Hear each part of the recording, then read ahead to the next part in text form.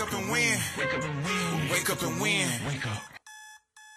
Hey, what's up, guys? It's Blaise here. Welcome back to another episode of the Wake Up and Win podcast. I'm going to be diving in today as your solo host, talking about Daystar. Now, those of you who have been around following our channel for a while and following the whole saga that's gone on with Daystar for the last over a year now, you know that we met with Jonathan and Suzy 𝐶 a little over a year ago. We had them on our podcast. They had reached out to us, so they wanted to connect with us, which I loved being able to connect with them, and we've kept in touch with them off and on over the last year. Incredible couple, incredible family. We dearly love them, and we truly support them behind the scenes, and really mostly this is all about baby 𝐶. All of us in this space want justice for baby 𝐶. Today, I'm going to be diving in and looking at some of these police interviews that have been recently released exclusively through the Roy's Report. And Jonathan and Suzy put in a request to get these interviews from the Colleyville Police Department, first and foremost with Jonathan Weis and Rebecca Weis, who are the brother-in-law of Jonathan 𝐶 and the sister of Jonathan 𝐶. And through those two interviews, which you can go watch those at the Roy's Report channel, those two interviews were very revealing because it showed that Jonathan Weis and Rebecca Weis truly had deep concern about Joshua Brown. They were concerned about what they saw, the interactions that Joshua Brown had with baby 𝐶, the interactions in the pool that he had with some of the kids, and just their overall concern about his ways with children. Now, for any of you out there that are fathers, that are mothers, that are grandfathers, that are grandmothers, anybody out there that has kids knows when you see somebody acting strangely around your child, you know when there's red flags. Right? There's certain things that just should not be done. And Jonathan Weis points out some of those things in his interview that he saw Joshua Brown doing with baby 𝐶, as well as some of the other kids. What's wild is that through these interviews, we also see that the cleaning lady of Joni 𝐶, her full-time cleaning lady, also came to the police and had a private interview with Colleyville Police, which I was very, very proud of this woman for standing up and actually doing this, because the truth is that this put her job at risk completely. And so she shared what she saw on that beach trip. The whole infamous beach trip is what we've talked about over the last year and a half, where Suzy and Jonathan's child was told to go upstairs at the beach house, to go upstairs and change and get into her swimsuit. And Suzy's version of the story is that she saw Joshua Brown pay attention to her telling her daughter this, and as soon as her daughter went up there, that Joshua Brown's eyes went black, and he got this strange look on his face or in his eyes, and then he followed her up the stairs to the room where she was going to be changing. And that's her version of the story. She went and told her husband immediately, and he followed them up, and he caught Josh Brown in the room with baby 𝐶 on the other side of the room, changing and completely unclothed. Joshua Brown had his own 1-year-old child in his arms, and the story goes that Jonathan and Suzy's other child was also in the room on the other side of the room as well. The cleaning lady was there and saw the whole thing. She tells her version to the Colleyville Police as well, which confirms the version that Suzy 𝐶 told, that Joshua Brown saw the interaction where the little girl was told to go upstairs, and Joshua Brown followed the little girl upstairs, and Suzy went down and freaked out, told Jonathan, and Jonathan freaked out, went upstairs, and caught Josh Brown up there. She tells that whole story to the Colleyville Police Department. And what's wild is that there's been this back and forth in all these interviews about this interaction, about this situation, and to have this come out behind the scenes between the cleaning lady who was behind the scenes watching all this happen to confirm Suzy's story is, again, patience is a virtue with these things. Now, I wanted to look at this interview with Joshua Brown specifically. I wanted to hear his version of events and the way he conducts himself in this interview, and I want to hear you guys' thoughts on this as well. We won't go through the whole thing, but we'll go through a lot of it right here, and I'd love you guys to watch this with us and comment below, and let's just do a live react to this conversation. All right, guys, that said, let's get into it. Alright, well, this is a recorder. I'm going to turn it on real quick. You don't care if we record ourselves too, do you? Absolutely not. Good. Thank you so much. So it's interesting. This obviously he's got his lawyer with him. Which of course, if you're ever going into a police interview, you probably want to have a lawyer with you. But this lawyer's interactions are very interesting. He does seem to take over at times. But let's just watch. You make yourself comfortable. This guy won't tell you he's a pretty nice guy. Those tats look pretty mean, so... Depends on who you get. Okay, so he said he's a pretty nice guy, and then Josh Brown says his tats look pretty mean. Awkward laughter. Alright. I mean, this is an awkward situation. Like, whether he's guilty of these things or he's completely innocent of these things, it's an awkward situation. It's a terrible situation to find yourself in. Well, obviously I'll start with, you're not under arrest for anything, you're not detained. You can get up and leave at any time you want. If you need to go to the bathroom, right out that door, past the windows over there, the bathroom. Thank you. No problem. And if you need a refill or something, I can get you something. So, Appreciate it. So, I ordinarily would start with like a little preamble of everything, but I think you have a good idea of the entire situation. So I guess start with what are your thoughts on the entire thing right now? I think this is an interesting opening question. I'm not going to sit here and judge the investigator, although I see a lot of comments about this investigator and the way he interviewed, but I do find it interesting that his first question is, so what are your thoughts about all this? And Joshua's monologue here is interesting. It's infuriating. Yeah. This is absolutely ridiculous that somebody can make a claim like this, of this significance, with this severity, with no factual nothing, with no evidence. With no factual nothing. With no factual nothing. Well, we know that the daughter was essayed based on her own testimony to her mother.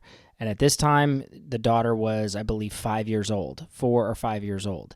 Now, any of you that have children, 4 or 5-year-olds, 3, 4, 5, 6-year-olds, guys, you know that those types of conversations, getting clarity on those kind of things from a child is not easy. And it's sad that they would have to get any clarity on this. It's heartbreaking. But the fact that she came to her mother and told her specifically some things that had happened to her, and that it happened from someone who was taller than Daddy. That was the phrase that she used to Suzy. He was taller than Daddy. After that conversation happened with Suzy years ago, they notified Joni Lamb. And of course, this is the type of family that they were. They trusted their mother, of course. Who wouldn't at that time, right? But her mother brought Baby Lamb in privately and had a private conversation with her. And after that conversation, she's never spoken about it again. Baby Lamb never spoke about it again, which I find to be frustrating and sad, honestly. So what was said in that conversation? What was said behind the scenes? We don't know.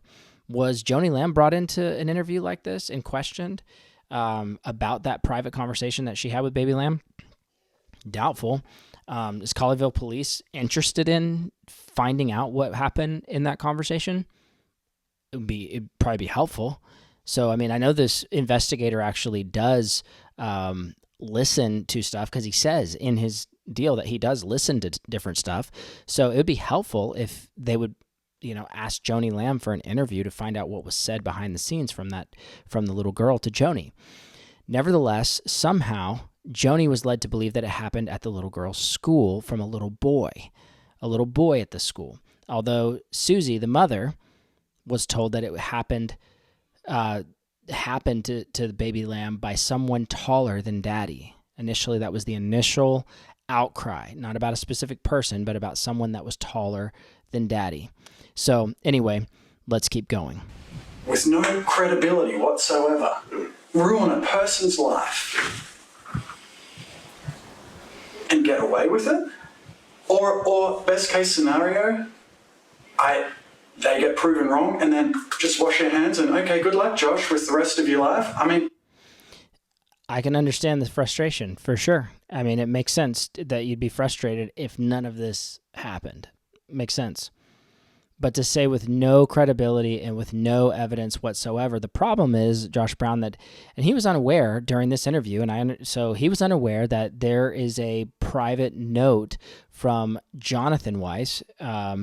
As you can see right here, see this guy right here, there's Jonathan and Rebecca Weis in the other video. Exclusive Daystar details of about Baby Lamb case and police interview.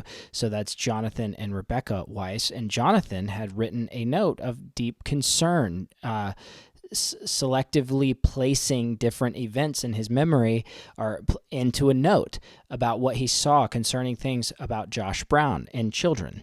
So that's not no evidence. There are issues. And then Suzy saw the way that Baby Lamb responded to Josh Brown when he came in the green room at one time. She ducked under a chair and hid. So there are lots. There is corroborating evidence. There's mounting evidence that points to a problem there. Now, we can't say for a fact that he's the one that did it, but there's evidence that points to an issue, and it's not just one person saying it's two or three, which is how we establish testimony. Let's keep going. I did not do anything. And these guys get to walk in and just spray their venom. And I have to suffer. Because God knows what happens behind their closed doors, but me, this is crazy. This is stuff you see on TV, and you think that's craziness. That would never happen to me. Well, now I'm living that nightmare. So I am... Well, Garcia, some of his anger erupts now has gone to a whole new level. He gets stalked at a gym, people taking pictures of him. He has a band in Australia he's an integral part of for years. They're now getting messages that, hey, y'all got your pedophile message? So let's let him ask some questions, okay? Well, actually,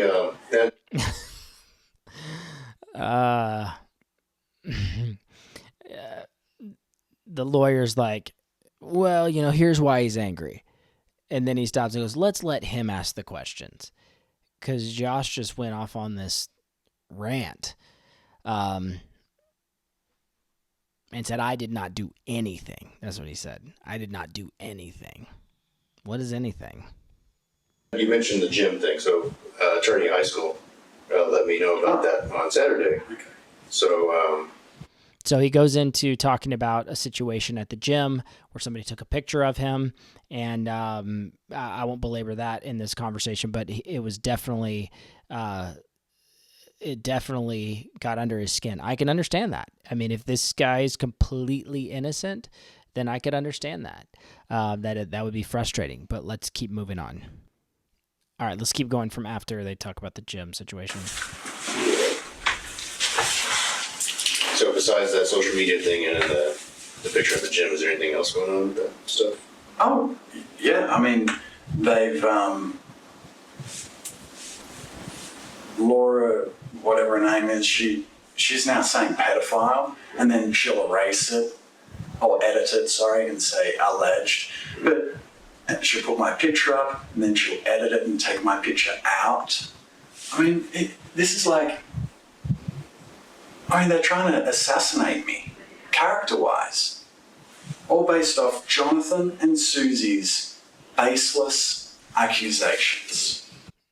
All right, this was interesting because he uses the phrase baseless accusations. Now, I just want to go here real quick because I was tagged in something on X about the idea of baseless accusations. Let me see if I can find this. Let's see.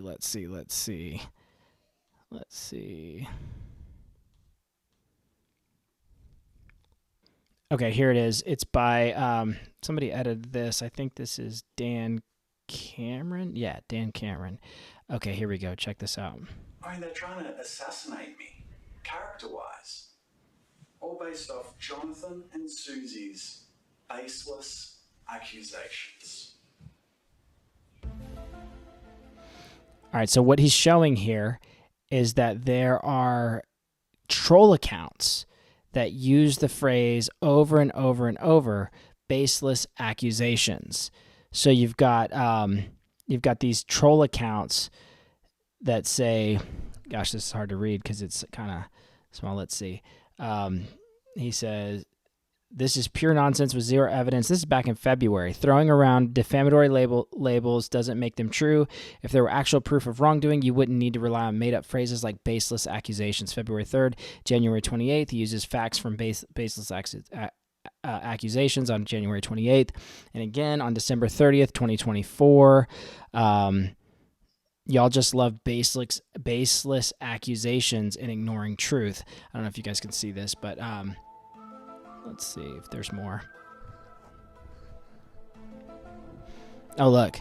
I mean, it's like tons of posts from Julie Rolls-Royce, which is the parody account.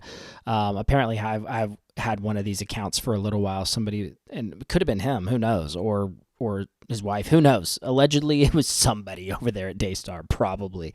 But he uses the same over and over phrase of baseless accusations, which I find that to be interesting because this is around the same time that this interview is going on, that he's saying the same phrase, baseless accusations. Let's go back and listen to it. And then she'll edit it and take my picture out. I mean, this is like, they're trying to assassinate me, character-wise. All based off Jonathan and Suzy's baseless accusations. There it is, baseless accusations.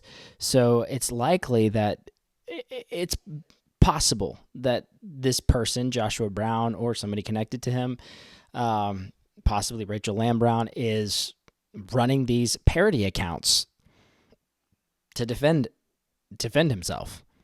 I mean, I wouldn't be surprised if that was the case. Nothing happened. What was your Those eyes, I'm telling you. It doesn't give me a good feeling, the way this guy interacts. relationship like with them before all this stuff? It started off great, and then unbeknownst to me, they thought I hated them or something. Is some stuff they've said that they thought I didn't like them or something, and then, but they were still nice to my face, so I thought everything was okay and everything was great. And then we grew more distant, and then. So put a time frame on that. You came to the family, got married when? What year? That's a good question. You were there, I wasn't. My wife's going to kill me if I don't remember. Yeah, We've been married around 8.5 years. So. That's a good question. Like, what? I mean, I don't know. You got married when? And he's like, that's a good question. I don't know. That's odd to me. But it's quite possible that he is like stressed in this interview, which I think anybody would be, even if they are fully innocent. So, I mean, I don't know. Back around 2016, 2017 is what we're 2016, 2015, 2014. Wait, what? You don't know when you got when married? he came into the family. So for his benefit, at that time things seemed normal. At that time, Jonathan said, and it's on record somewhere, that he couldn't think of anyone better for his sister, and that I was incredible. I would. Well, of course, dude. I mean, that doesn't change. That's like the beginning of your relationship, and he's your new brother-in-law, and he is finding reasons to like you because you're going to be in his family. So that's pretty normal. It doesn't prove anything. Guys, real quick, as always, this episode at Wake Up and Win podcast is brought to you by Wake Up and Win Life Insurance. That is the business that my wife and I run. Been doing that for almost a decade, helping multiple clients, many clients all over the United States with their term life insurance, their whole life insurance or final expense insurance, as well as index universal life for the purpose of cash value life insurance, as well as annuities for retirement.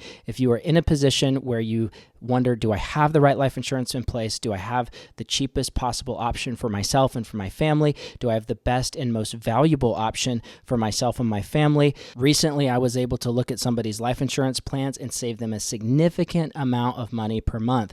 Others, I've been able to get into preferred plus rating plans or standard plus rating plans where maybe they couldn't get approvals anywhere else, and I found a way. Now, I can't guarantee, I can't always find a way, but I will work my hardest to find a way to get your family protected and get you peace of mind. That said, if you were looking for an appointment, just book at Calendly.com/BlaiseForay. Again, that's Calendly.com/BlaiseForay and book an appointment. During layovers, because I was living in Nashville, during layovers, we'd have lunch. If I had like a 3-hour layover, we'd meet at a restaurant. Let's move forward. Their character, the fruit of their actions speaks louder than their words. Extortion and blackmail to their mother. Extortion and blackmail. Dude, I'm telling you, this guy and Joni are they're like something, that connection's deep. That connection's deep, and she calls him her son-in-love. My point being, not saying anything weird there, except for I don't know what they have on each other, or if they both kind of birds of a feather flock together in the sense of I'm just going to believe you and I'm going to believe you type of thing. But he's calling it extortion and blackmail of their mother. No, they just thought that Doug Weis was married for 30 years and telling people all over the world that his wife was amazing in these marriage conferences and teaching the Bible in these marriage conferences until suddenly Marcus Lamb died. And then 3 months after Marcus Lamb died, suddenly Doug Weis snaps and goes, oh, wow, I'm not in love with my wife. I'm actually going to divorce her and I'm going to marry Joni Lamb. I mean, that is so strange. It is so odd.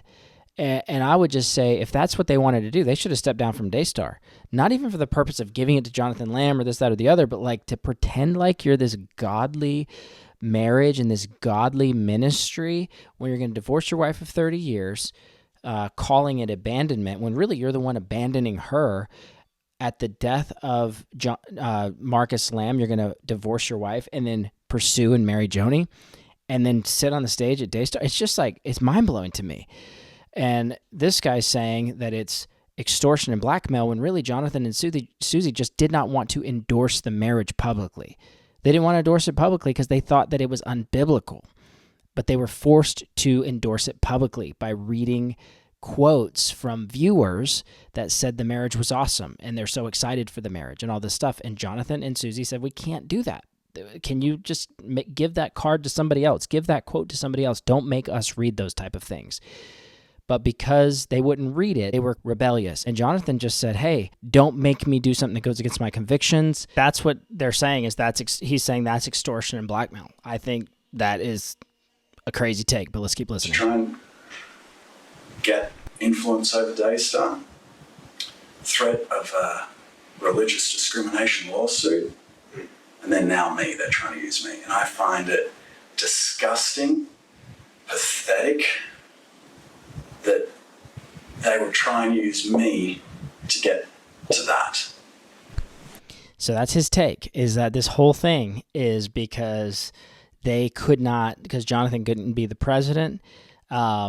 He's saying that they are using him as the reason, as the final straw. And I'm not going to put up with that. Yeah. I just think some of the conversation he's having with this detective is odd. It's disgusting, it's pathetic, and I'm not going to put up with it. It's dude, you have to put up with it. You're sitting here looking at a police investigator who's investigating you for a crime against children, a possible crime against children. That's what you're being investigated for. So you are putting up with it. and you're in here with your lawyer, but you have to put up with it because apparently there's been things seen behind the scenes from Jonathan Weis and Rebecca Weis and others that are saying, including the cleaning lady, who also in her interview seemed to see some uncomfortable type of things, allegedly. You're putting up with it.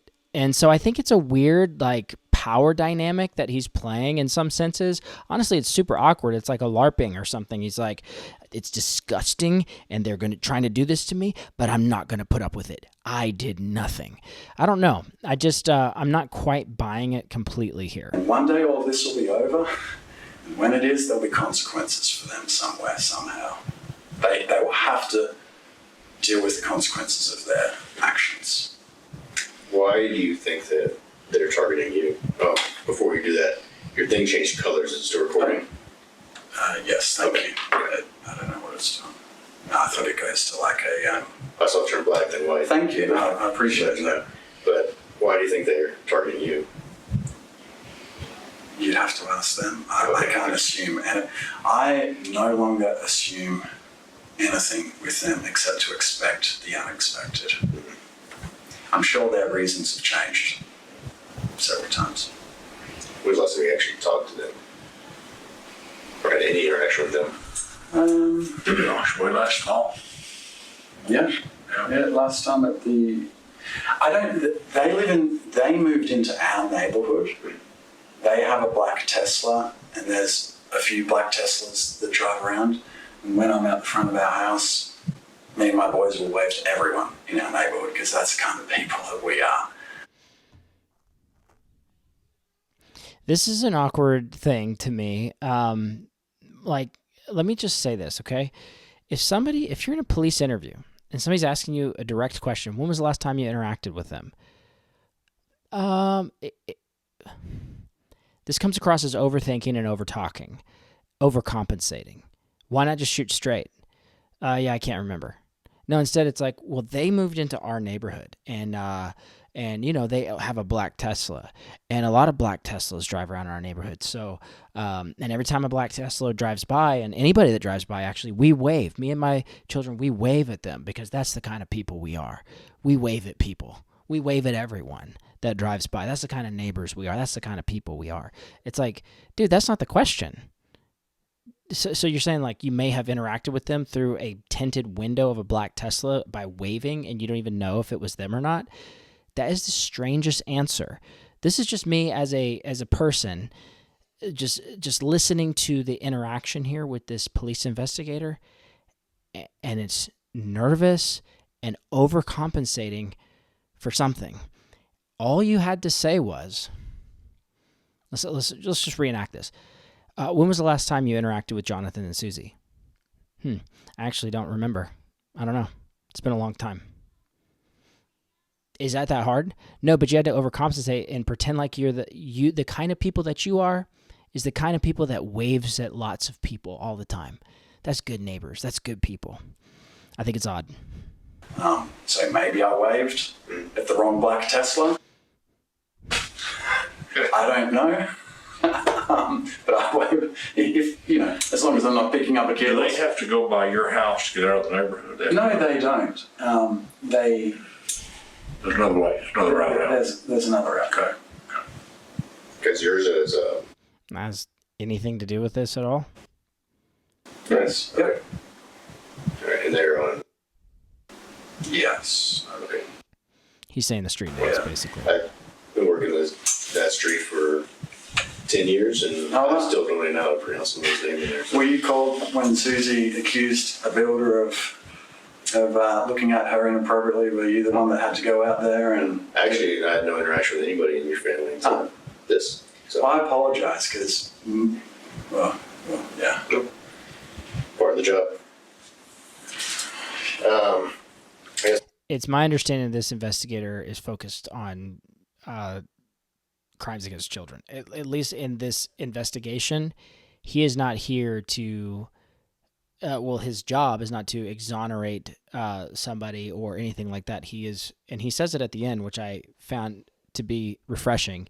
He said, "My concern is for the child," And we'll go to that in a bit because Joshua Brown's response was so odd. But let's listen. How's the rest of the family?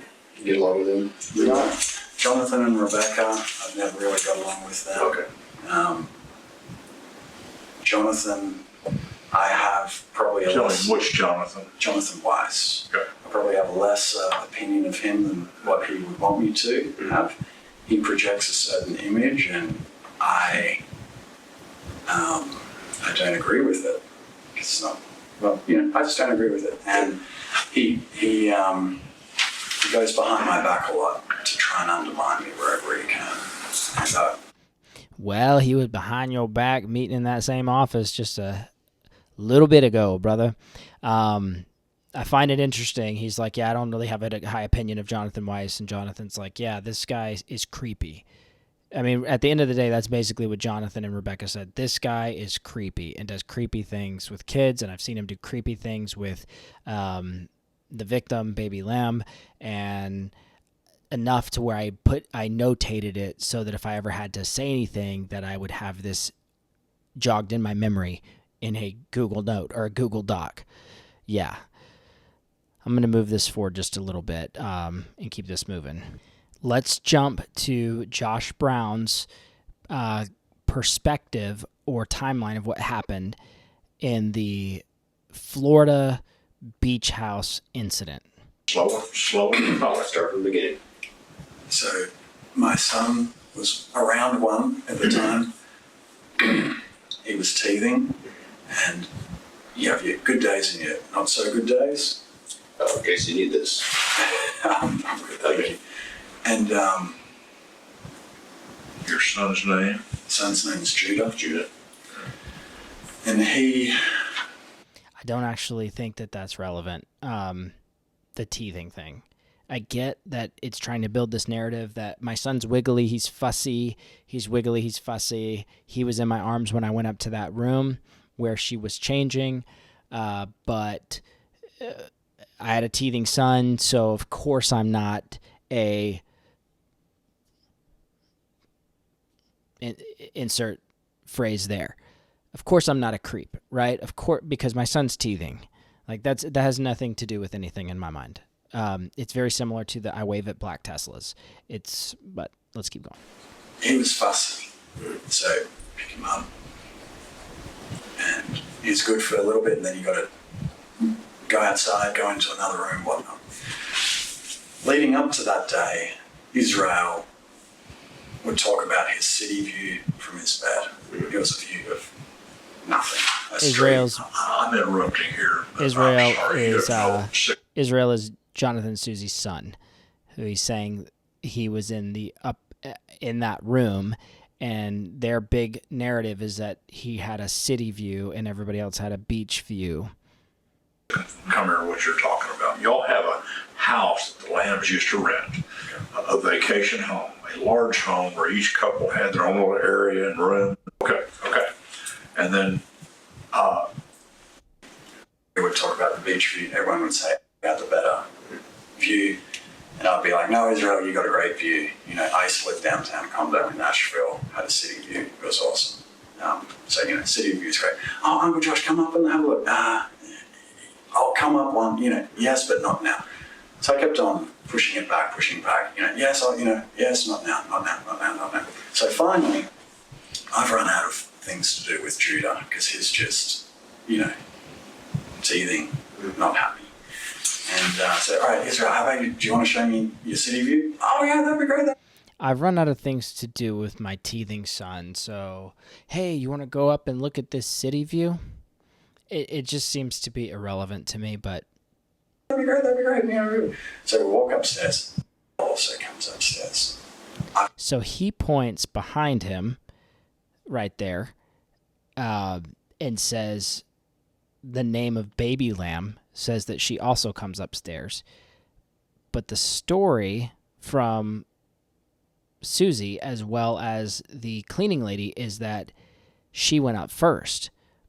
"All right, Israel, how about you? Do you want to show me your city view?" "Oh, yeah, that'd be great. So we walk upstairs. Also Look at pointing. She also comes. comes upstairs. she also comes upstairs. I've got my 1-year-old squiggly son wriggling around, not happy, but kind of interested now because he's, So now he's saying that she came behind him, with him / behind him. Points behind him, which is interesting because the cleaning lady said the opposite. So Suzy said the opposite. The cleaning lady said the opposite. Joni wasn't there to see it. Rachel wasn't there to see it. But Joni tells the story as though she was there to see it, but she wasn't. But the cleaning lady told the story to the police investigator, and she said that that the little girl went up first to change based on Suzy's instructions, which Joshua was in the room to hear those instructions. And when Baby Lamb went up the stairs, Joshua Brown went up the stairs. I climb up on Israel's bed. A bed to stretch over and look out the window. This lawyer's like, don't say you got on this kid's bed. He's like, a bed to look over the window. Yeah, to pull the blinds to look out the window. And then very shortly after that, Jonathan Lamb comes running up, his face is red, and he's screaming, "What are you doing in here? How dare you?" Blah, blah. And I'm like, what? Well, first of all, I'm kneeling on the bed like this, so, what the heck? How dare you? How dare you? I'm sorry. What? How could you be in here? I'm sorry. Like, what? He's like, my daughter's getting changed, rah, rah, rah, rah. And I'm like, really? Like, So for his benefit, we're talking the 2021 time frame, give or take. yes. So it would be about 5 at that time. I'm not sure. Okay, he can do the calculation himself, but As in, here I am taking this over, and I said I wouldn't do that. Yeah. You're staring in the opposite direction. The girl's behind you over your... He is telling his story for him. He wasn't there, but he's saying, she's behind you. You didn't see her, right? shoulder. I didn't know where she was, but You didn't know she was in the room. I knew she came up with us, but I've got my son. Okay. But for his benefit, y'all have actually taken pictures of that. Yes. At least your wife has. Yep. And we were looking the other day at about an 18 to 20 foot distance from where you are to where she is, all the way across this kid's room. If what Jonathan Lamb says is true, because to this day, I don't know if she got changed or not. So he's just accusing Jonathan of lying about his daughter changing. Jonathan comes up there, his daughter's changing, and Josh Brown, the uncle, is in the room. I mean, it's weird enough if a blood uncle is in the room. I mean, y'all, if you're a dad, you know. If you're a dad, you know what I'm feeling right now. You know what I'm saying right now. Like, uncle, we don't play around. We don't play around with uncles in the room when our daughter's changing. Much less anything else, frankly. It's just mind blowing to me. Let's keep going. So you never saw her. Never saw You her. never saw her state of undress. He's saying if what Jonathan said is true, then sure, but I don't know that she was changing. Okay. Or changing dress or otherwise. Okay. No. All I remember is just screaming, and I'm thinking, what the heck? Where is this coming from? Like, unload. Like, and so I'm just apologizing. I'm like, I'm out of here, right? So, like, go down the stairs, and then I tell my wife, I'm like, something is really wrong with Jonathan. This is what happened. She's like, we need to go immediately and tell Dad and Mum. So we tell them, and then that is when I find out. Marcus was alive at the time. Yes, Marcus and Joni. And then that is when I find out, Detective, that they're being nice to my face. I think maybe the day before, we spent the whole day, him in my golf cart. Hey man, what's great? Like, and little did I know that for however long, Jonathan and Suzy had been thinking this stuff about me, projecting this stuff on me. And Yeah, so when you don't know if somebody is that or not, you don't just outright accuse them and treat them badly. You try to give them the benefit of the doubt. So he's like, man, just the day before we were golfing. And I remember Marcus Rogers literally saying, Marcus Rogers on his channel a year ago was like, oh yeah, I saw the pictures of them playing golf together, buddy, the videos, pictures, texts. I'm like, of course, dude, of course. When you don't know if somebody is that and they're in your family, you don't want to overly accuse them, but you're also a little bit guarded, but you're also like their brother/brother-in-law, and you're trying to figure it out. And so just because he played golf with him the day before and they're chums doesn't mean that the day after, when he walks up the stairs and sees you in the room where his daughter is changing, that he's not going to completely flip on that and say, you know what? Actually, yeah, we played golf together. Yeah, we're kind of buddy. But the reality is, I've noticed some things over the last 2 to 3 to 4 years. And in fact, your other brother-in-law, Jonathan Weis, also noticed some things. And yeah, there's been conversations behind the scenes, and we're all a little concerned with you around children. Yeah, that's normal. Okay, that's normal. That's nothing weird about that. There's nothing like, oh, he was just hiding this from me the whole time. Why didn't he come tell me? It's like, because you don't know for sure. So I'm gonna be like, hey, dude, are you a creep? Are you a predator? Like, if you don't know. And so this is one of those situations you walk in on and you go, okay. Because Suzy said, I told our daughter to go get dressed, and Josh turned and followed her up there. That's what she told Jonathan. And Jonathan's like, okay, well, that makes sense to me now. It puts together everything I've wondered about the last 2, 3, 4 years.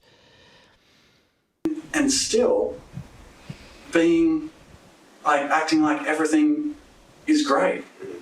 Like, not mind-blowing. Time out just a second. Let's finish off the story. Jonathan comes up. He's screaming. You look back over. You don't see her. I still don't see her. I'm looking at the crazy guy going bonkers at me.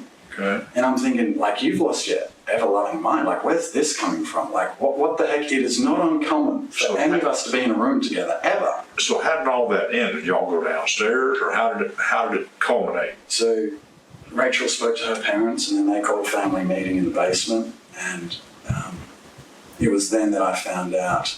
Jonathan and Rebecca in that meeting acted all surprised. Like, little did I know that they, according to Jonathan and Suzy's one of many blogger interviews and, all that stuff, that they'd been all, talking and trying to paint this picture of me, which is absolutely not true. You mean you say they all been talking? You're talking about Apparently, He lost his spot, and he was just like, it's absolutely not true. It's like, dude, you were going somewhere with that thought. You were going somewhere. Let's see. Let's move forward a little bit on this interview. Okay, so he gets into a moment here where he starts talking about Denise Boggs and how the plan was to get the family into consistent counseling with Denise Boggs to resolve this issue. So let's listen here. The end game was for Denise Boggs to counsel everybody, and that we would submit to her authority because she is apparently, had great success in getting to truth and getting to fix, issues. Yeah. I'm going to speed it up to 1.25 for she a second. has changed her story Speeding this a up. lot. I found out she wasn't licensed, so that means apparently there's no recourse professionally for her to say whatever she wants to try and save her own skin. And so she's been talking to a bunch of people. But that was only after she stopped. After Joni was like, hang on a second, like, this is, like, what are you actually doing? Continuing to talk about what? What are we talking about? What happened? What's the issue? Let's get to the bottom of it. Are you talking about, was she doing, like, Denise, was she doing, like, group sessions or something? She was doing group sessions and individual sessions, I was required at the drop of a hat to fly out to North Carolina with my family. Rachel was pumping. Do you have children? Did your wife nurse or pump or? I know you're struggling. My wife was pumping every 2 hours. So weird. What's weird, not the pumping thing, but just that he's like, do you have children? Do you know how this goes? Like, it's like, I don't know. I just feel like he's trying to like gain sympathy in this moment, but yeah, it's awkward. And she's pumping on the plane, pumping walking through the airport, pumping in the rental car to drive however many hours it is into the, I was told to do whatever's requested and required. So I went out there and, from like, it was terrible. It was terrible. It was like all day and up to late at night.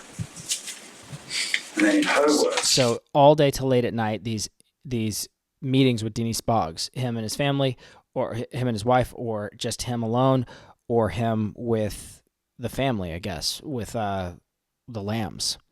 Denise's words. She's like, "There's nothing here." Oh, do you know what happened when she asked? Do you know what happened when she asked Jonathan and Suzy to go out with their children? Denise went to check on the kids and got changed in front of her. Denise opened the door. Denise told me this. Denise told me and my wife this. Denise opened the door, walked in. So Denise tells me this, and I said, Denise, you need all this counselling as well because apparently you saw something. I actually didn't. My back was turned. To this day, I don't even know if it was true that she was getting changed, but you actually saw her get changed. She's like, oh, well, this is, this shows a lack of boundaries for the children and parenting and this and that. And, So he's throwing Denise Boggs under the bus, trying to hear. I've never had children so undisciplined in my house. They moved all my antiques around and, they don't have boundaries and now she's flipped, like she's flip-flopping. I can't speak for her, but I can tell you what she told me. When was this meeting? This meeting would have been maybe August. 2024? No, 2023. 2021. You're talking about the meeting with Denise?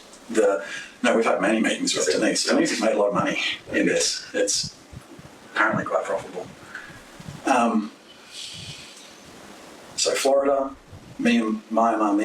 Honestly, it's phrases like that also get under my skin because it's like, dude, why do you need to say all this stuff? You're trying to implicate Jonathan and Suzy of having bad motives, trying to now implicate Denise Boggs of having bad motives. It's quite profitable to keep these meetings going. And Jonathan just wants to accuse me so he can get the throne at Daystar. It's like, I feel like this man is the consistent victim in this conversation. And what I never hear from him is a care for the child. We do remember that there is an outcry from Baby Lamb regarding something happening to her, right? We do remember that, right? Because something happened to her. And so if you're the one that's in the room when she's not wearing clothes, then yeah, you're going to have problems, dude. Why are you acting like this is weird? Anybody would be like, I get it. Yes, let's do whatever it takes. And yeah, I get it. Let's talk this through. The other problem, in my recollection here, which he gets to eventually, in my mind, the other problem is that the child, Baby Lamb, has been in the room where he was unclothed, according to his own testimony. He says that she walked in on him.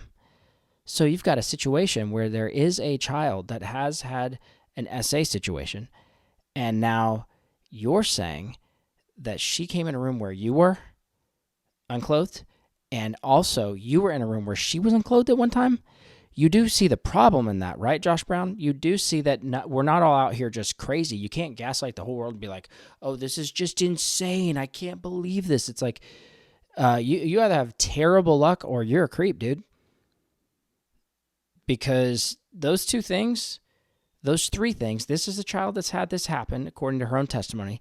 You tell the testimony of her coming in on you, and now we have a eyewitness testimony of you going in on her. My beach, I believe it was sometime in July. This is sometime, I believe, in August. Could be different, but it's around that time. All right, so I'm going to skip over this part. If you guys want to watch the whole thing, you can, but he talks about his meeting with Debbie Lenhart, who was the forensic investigator, who could clear him, and he asked that could be cleared in writing. And she said, the only way I can put this in writing is if you come back and have a second interview with me, is what Debbie Lenhart said. And it has to be alone, not with your wife there. And apparently he never went and did it. He never went and did that and never got that in writing. And Debbie Lenhart has actually been interviewed by Laura Lynn Thompson, and she still is of the opinion that she could not clear him of this. And so that is, that she speaks in her own words about this. So if you want to watch that, that's on Laura Lynn Tyler Thompson's YouTube channel. But let's keep listening here. I want to find, let's keep listening to what he has to say. Again, if you want to watch this all in its entirety, you can go and watch the whole thing on the Rose Report channel. We'll comment on a few more things that he says. Let's keep going. All right, let's get into this part where he talks about the letter that Jonathan Weis wrote. All right. So we had information for talking about, I'm sure that people mentioned the letter. You heard anything about that? That apparently Jonathan Weis wrote. I heard about that from someone from these bloggers. Once again, news to me. So in that information led to people witnessing you kissing me in the green room. So the green room's like that break room at Daystar, I guess. Well, we have a lot of green rooms, but they'd be probably referring to the family green room. Okay. Yeah. At any point, have you ever kissed her? Have I ever kissed her? I probably kissed her on the head or the cheek, because up until this craziness, you play with kids, What? Well, okay, wait. Bruh. Dude. The lawyer's like, hold on. Hold on here. Hang on just a second now. Look at, he's like, whoa. Let's not get too much into this. Look at Josh's face. He's kind of like, sure, I've kissed some kids. Sure, you play with kids. Look, here's the thing, guys. Again, everybody's got different families in the way families interact with each other, different cultures, etc. One thing that I thought was interesting, that the cleaning lady, she actually says, she's speaking in Spanish and it's being translated, but she says, we in our culture, she says, we're Hispanics. And so I didn't know if it was a culture thing, the way that he was kissing on this little girl. And I'm going, she's literally Hispanic, saying that she thought maybe it was a cultural thing, like Australian or American. I'm like, nah. Like, we all know this ain't no cultural thing. Like, you don't kiss a little girl on the neck. Like, you don't kiss up on a little girl in the pool. Like, I don't care if you are, even blood uncles. That stuff can get weird, man. I'm real protective of my daughter. I don't care. I'm real protective of my daughter. Like, that is not how things go down. And it's the same way with me, with my nieces and nephews. I'm very aware of how I interact with them because I myself am a father.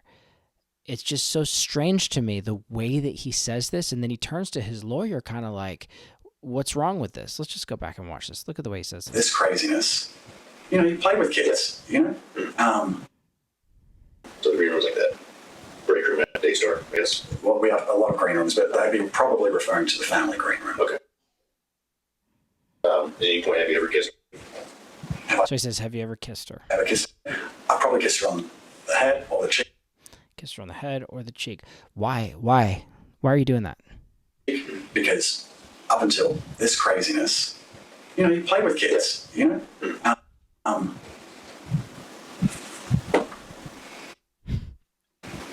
Well, okay, we had a discussion. Look at this. This guy's interaction here is it's telling. He's like, I need to jump in here. Earlier about the issue of kissing this child on the lips. Yeah, definitely not. I have not kissed her on the lips. And when you're kissing on the head or cheek, you're doing so in the presence of other adults. Of course. You're doing so as a tease or a little game with a child. Yeah. Okay. And probably many times. Yes. Okay. So I'm not trying to speculate. Many times. See, that's what I'm saying. This is weird.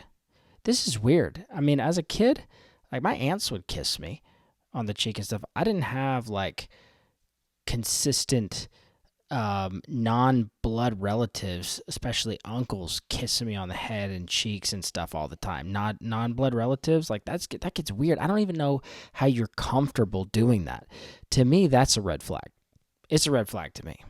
Which it was to Jonathan Weis, too. He was like, dude, this is weird. Because he's the other non-blood relative in the family, and he's going, that uncle's acting weird around these kids. I wouldn't act that way around. I wouldn't treat these kids like that. I wouldn't touch these kids like that. That's weird. Or put words in your mouth or anything like that. And not trying to sound disgusting, but it was as a, I guess a, Passionate kiss. no, I don't want to say passionate kiss, but like a, almost like a fatherly, like affectionate thing, not an intimate thing, correct? Like your intention was more affectionate, like, hey, little child, versus an intimate situation. I'm answering for it. Probably more playful. Playful. Why are you answering for him? My goodness. Like, look at this guy. He's like, I'll answer for him. I'll answer for him. Okay. But he used the word affectionate. You're not adopting that word, are you? And no, and I'm not a father either. Okay. No, yeah, I was just being like, All right, here, Okay. here comes the I don't have interview that with, word affection, but you got it. Playful. So yeah. Okay. Like, Certainly not intimate. no. Certainly not affectionate. Playful. that high pitch. No. Yes. Okay. Okay. Thank you. Look at his face. I don't like that. I don't like this. I don't like it. Says the following clip is from the Colleyville police interview with JW Weis and Rebecca Weis on January 21st, 2025. Here's what JW had to say. What kind of stuff was alarming? The behavior of Josh towards, like, I saw him, force himself on her to kiss her in the green room setting on 2 separate occasions. And both time I was just like, ooh, just why is he doing that? And I just went and told. Force himself on her to kiss her. It's kind of intense language. Parents, Jonathan and Suzy, I was like, hey, just so you know, I saw this. Well, one time Suzy was sitting there. She was there. And I was like, going like this, like, Suzy. You're like, hey. She was like, double the distance from where you are to me. And I was like, and she was kind of pretending like, I don't know what that was. She was pretending like She wouldn't say anything. she couldn't see me, which I was doing this. I'm not small, and it's not a big room. So, I don't know what that was. But that was one instance where I saw him, like, grab her and her trying to shrivel, kind of. Her trying to shrivel away.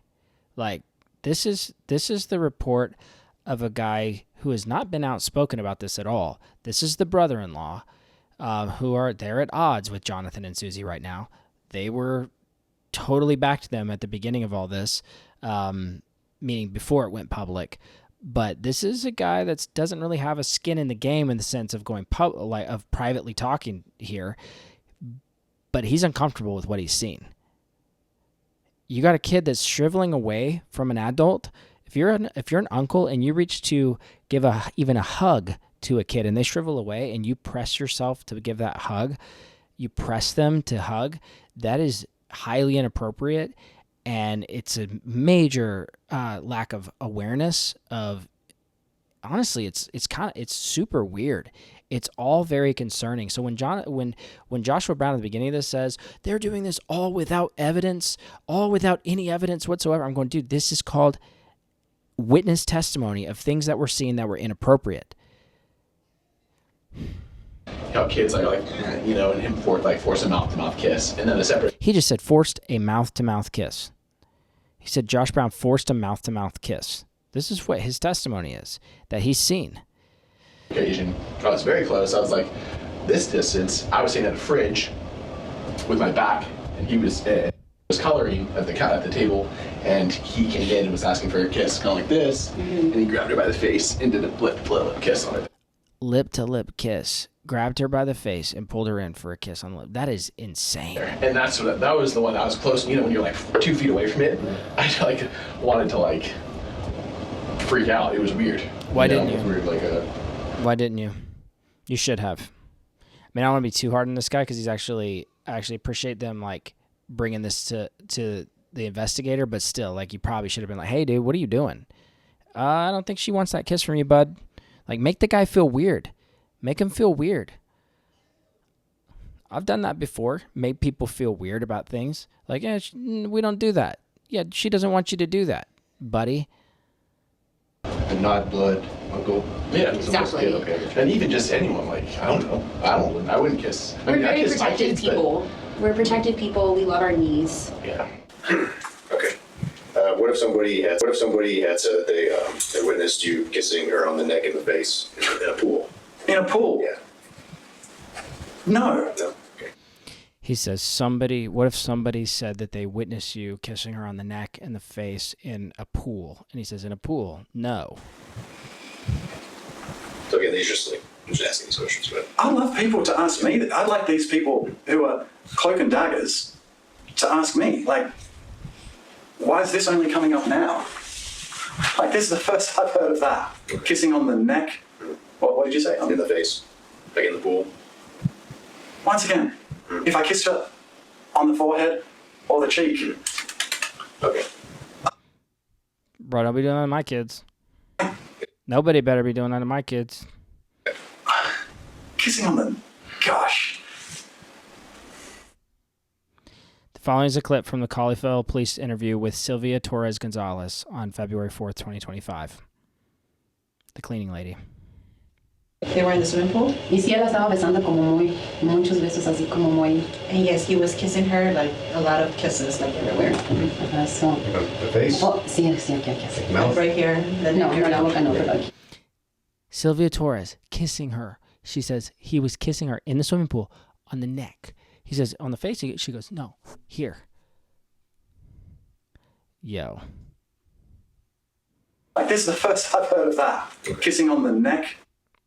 People who are cloak and daggers to ask me, like, He wants Sylvia Torres Why is to this come and ask him. See, that's how like a lot of guys are.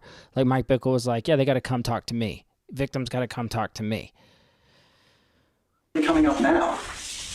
Like, this is the first I've heard of that. Kissing on the. No estamos acostumbrados así. We are Hispanics, we're not really No sé cuál es la cultura de ellos. I'm not sure what the culture is. Eso pasó. But See, that's- she's like, I don't know if that's their culture, but it's weird. Kissing on the neck in the pool like little kids.